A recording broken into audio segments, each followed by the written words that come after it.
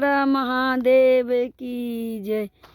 जइहा विदेशवा स्वामी लइहा कंगनमा हो। जइहा विदेशवा स्वामी लइहा कंगनमा हो। आव लगी गईले गुरुजी से मनमा, शिव गुरु से नेह जुटी गईल। आव लगी गईले गुरु जी से मनमा, शिव गुरु से नेह जुटल बा। लैलन कंगनवा स्वामी हृदय जुड़ाइल। लैलन कंगनवा स्वामी हृदय जुड़ाइल।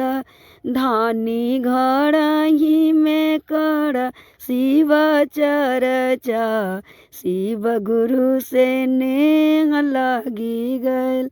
धानी घर ही में कर शिव चर्चा, शिव गुरु से नेह लगी गईल।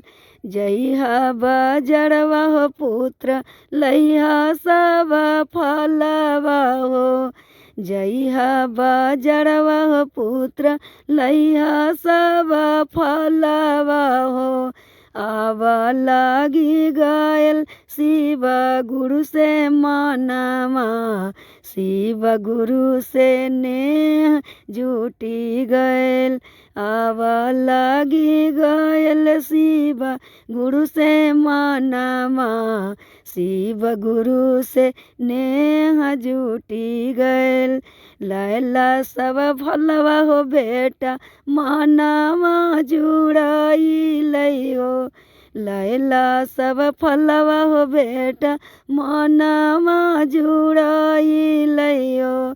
मम्मी घर ही में कर शिव चर्चा, शिव गुरु से नेह जुटी गईल। मम्मी घर ही में कर शिव चर्चा, शिव गुरु से नेह जुटी गईल। पहिला में दया मंगिहा दूसरा में चर्चा हो। दादी तीसरा में नमः शिवाय पढ़ना मामा, शिव गुरु से नेह जुटी गईल। हर हर महादेव की जय।